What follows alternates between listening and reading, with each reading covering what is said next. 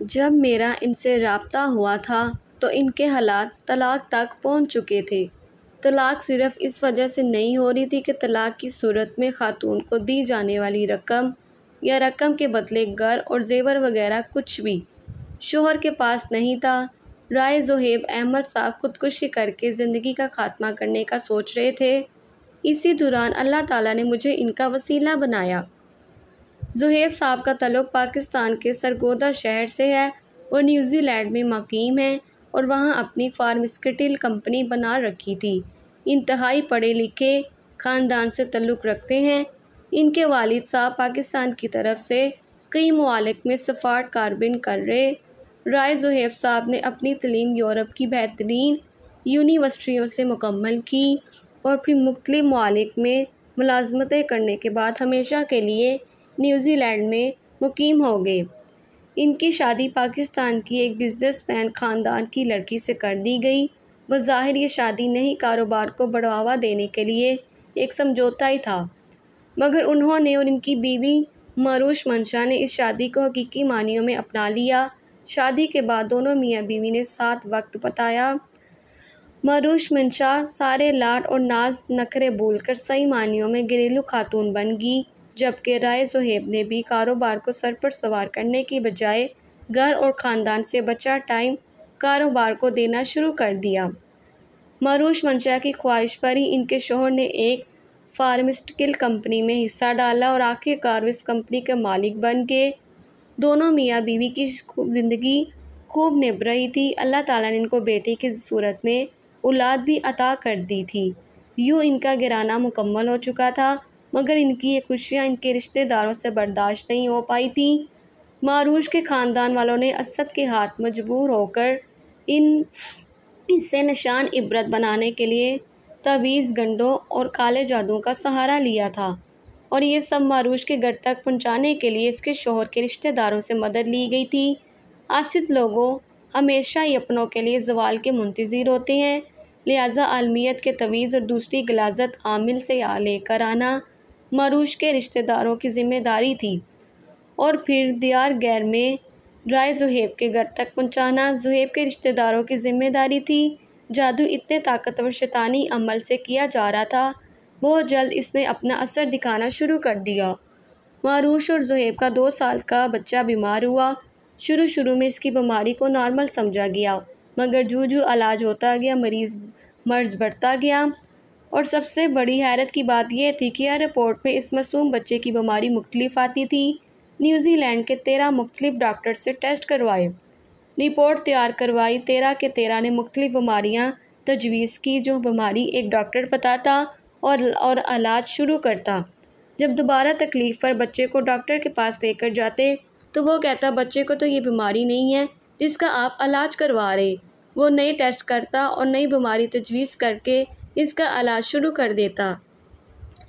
13 doctors نے 13 بیماریاں تشخیص کی۔ ہر شخص ڈاکٹرز نے پہلے والے ڈاکٹر کی تشخیص کو غلط کہا اور ہر ڈاکٹر نے بڑے سے بڑی بیماری کی تشخیص کی۔ کوئی کہتا دل کا مسئلہ ہے، کوئی کہتا کینسر ہے، کوئی کہتا شوگر بہت بڑھ گئی ہے، کوئی کہتا برین ٹیومر ہے، کوئی کہتا جگر ختم ہو گیا ہے۔ جب 13 ڈاکٹرز کے بعد بھی بچے کی حالت نہ سنبھلی تو اسے لے کر دونوں میاں بیوی لندن آ گئے۔ لندن کے ڈاکٹرز کی حالت بھی مختلف نہ تھی۔ ہر ڈاکٹر نے بچے کی الگ بیماری تجویز کی، الگ نسخہ لکھ کر دیا۔ یہاں سے تھک ہار کر دونوں میاں بیوی امریکہ چلے گئے۔ پھر کسی ڈاکٹر نے فرانس کے ہسپتالوں مختلف تجویز دی۔ نیز جہاں تک ممکن تھا وہ اپنی اولاد کو لے کر گھومے، مگر ان کے بچے کو شفا نصیب نہ ہوئی، یہاں تک کہ بچے کے جسم کے اعضاء بے جان ہونے لگے۔ پاؤں سے شروع ہو کر جب آہستہ آہستہ نچلا ڈار سارا بے جان ہو گیا تو وہ دونوں میاں بیوی بھی نا امید ہو گئے، مگر اولاد کی تکلیف کہاں دیکھی جاتی ہے۔ وہ ایک بار پھر بچے کو لے کر مختلف ڈاکٹر کے پاس جانے لگے اور ڈاکٹرز انہیں پھر ملکوں گھمانے لگے۔ اس سارے عرصے میں ان کا کاروبار تباہ ہو گیا۔ کمپنی کے تقریباً سارے شیئر بک گئے۔ جس دن کمپنی اس کے ہاتھ سے نکل گئی اس دن ان کے بیٹے کی موت واقع ہو گئی۔ دونوں صدمے بہت برے تھے۔ اس صدمے سے مل کر راہ نجات تلاش کرنے کی بجائے دونوں میاں بیوی کے درمیان اختلافات شروع ہو گئے۔ دونوں نے ایک دوسرے کو خود کے لیے منحوس سمجھا۔ اور وہ رشتہ دار جو اس موقع کی تلاش میں تھے انہوں نے جلتی پر تیل کا کام کیا اور دونوں میاں بیوی کو اس مقام تک پہنچا دیا کہ دونوں نے علیحدگی کا فیصلہ کر لیا۔ ان سب حالات سے گزر کر علیحدگی کی نوبت آنے تک رائے زہیب بالکل کنگال بلکہ مقروض ہو چکا تھا۔ اس کا سارا کاروبار ہاتھ سے جا چکا تھا۔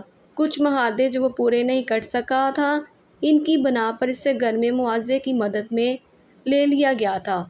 والدین گزر چکے تھے، بہن بھائی مختلف ممالک میں جا کر آباد ہو چکے تھے اور اپنے گھروں میں سیٹ تھے۔ کاروباری ذہن کے لوگ تھے۔ بھائی کے زوال کے بعد کسی نے اس کی خبر تک نہیں لی تھی، یہاں تک کہ آج وہ اپنے کسی بزنس پارٹنر کے گھر پر ملازم تھا۔ اس کا مالک اس کے ساتھ انتہائی ابک آمیز رویہ رکھتا تھا۔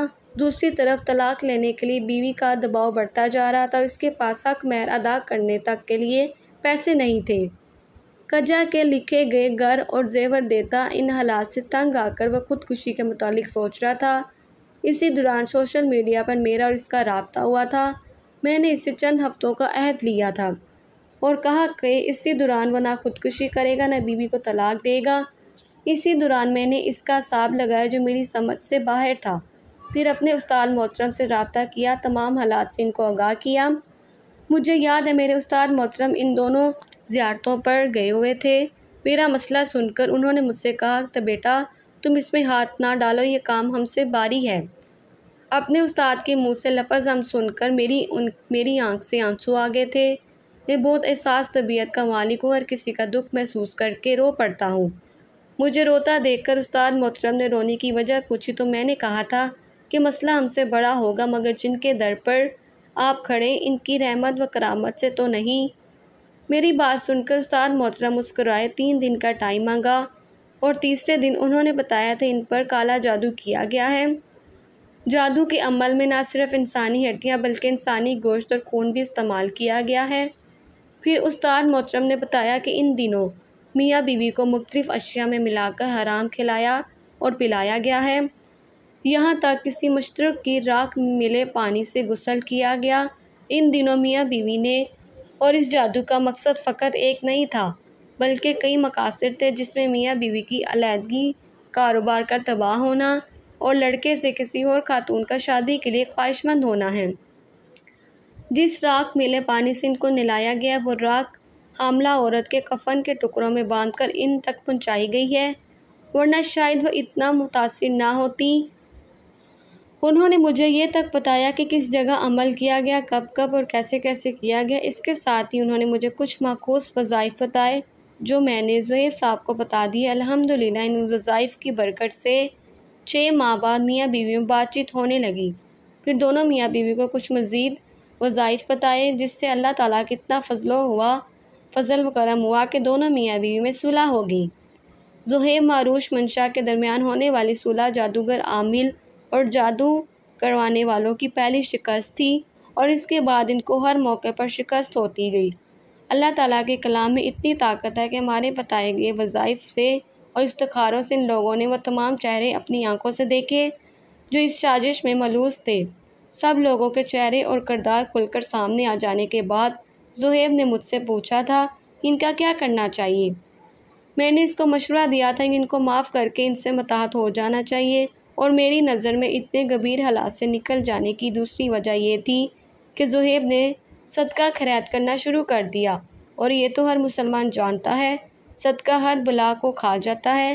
آج وہ دونوں میاں بیوی ہنسی خوشی رہ رہے ہیں اور زہیب نے گیس اسٹیشن میں شیر ڈال کر دوبارہ سے کام شروع کر دیا ہے۔ اگر ہماری ویڈیو پسند آئے تو ہمارے چینل کو سبسکرائب کریں۔ ملتے ہیں نیکسٹ ویڈیو میں۔ اللہ حافظ۔